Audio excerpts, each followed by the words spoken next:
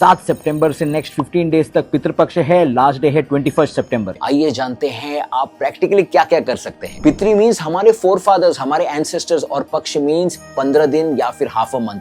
By the way, हमारे forefathers या पितृ हैं कौन? आपकी फैमिली के जो कोई इमीडिएट मेंबर्स जिनकी मृत्यु हो गई है वो आपके फोरफादर्स हैं, जैसे कि आपके ग्रैंडफादर, ग्रैंडमदर, उनके फादर, उनके मदर। पोस्ट डेथ या तो वो अपने नेक्स्ट बॉडी के लिए वेटिंग पीरियड में होंगे या फिर अपने कर्मों का रीइंबर्समेंट कर रहे होंगे। इन 15 दिनों में कुछ ऐसे खास तीर्थ हैं, फॉर एग्जांपल गया तीर्थ इन बिहार, जहां पर जाकर लोग अपने फोरफादर्स के लिए पूजा करते हैं, जिससे वे जहां पे भी हो उनका वेलबींग बना रहे। जनरली उस समय पर खीर या लैप्सी का भोग लगाया जाता है। सदियों से ये रीत चली आ रही थी, पर ब्रिटिश काल के राज में कुछ अपने होम ग्रोन स्कॉलर्स कहने लगे कि ये सब अंधविश्वास है, टाइम पास है। किसी पवित्र नदी में डुबकी लगाकर वहां पर पानी अर्पण करें तो वो मेरे फोरफादर्स तक कैसे पहुंच सकता है? जिस तरह से मोबाइल यूपीआई से पैसे ट्रांसफर हो सकते हैं, तो ये मनुष्य के लिए संभव है, तो पावरफुल एंटिटीज के लिए क्या कुछ इम्पॉसिबल हो सकता है? In conclusion such transfer of food offerings is possible. और दूसरी बात, अगर पितरों की पूजा सच में नहीं होती तो भगवत गीता को सुनने के पहले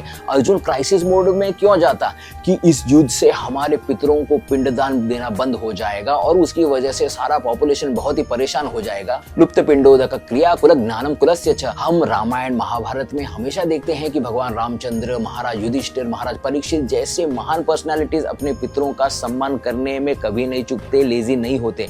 अब आते हैं प्रैक्टिकल रीजन की तरफ कि why this ritual needs to be followed. क्या आपने देखा है कि कई लोगों को अपने एस्ट्रोलॉजिकल कैलकुलेशन में पितृदोष दिखाई देता है और कभी कभी पिंडदान न करने से उनके फोरफादर्स भूत प्रेत स्पीशीज में फंसे रह जाते हैं। इन सभी का एक ही इलाज है और वो है इन 15 दिनों को पूरी तरह से उसका फायदा उठाना, जिससे फोरफादर्स को रिस्पेक्ट मिले। अब आप बोलेंगे ब्रो प्रैक्टिकली कैसे करें, कोई सिंपल प्रोसेस है तो बताओ। तो सुनिए, काला तिल, दुर्वा ग्रास और थोड़ा सा पानी लेकर किसी भी ओशन, सी, रिवर, कनाल में जाकर वहां पर अपने फोरफादर्स को मन में प्रणाम करते हुए इन चीजों को पानी में बहा दीजिए। पितरों के लिए राइट हैंड या थंब से जल गिराइए।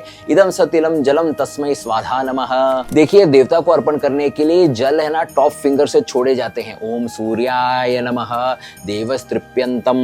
और ऋषियों के लिए छोटी उंगली के भाग से जल छोड़ा जाता है, ऋष्यस्तृप्यंतम। पितरों के लिए राइट थंब, राइट साइड से। और अपने घर में आकर भगवत गीता के श्लोकों को पढ़िए या श्रीमद् भागवत का रीडिंग कीजिए। देखिए, श्रद्धा से किए हुए इस पूजा से आपके फोरफादर्स आप पर अवश्य प्रसन्न हो जाएंगे।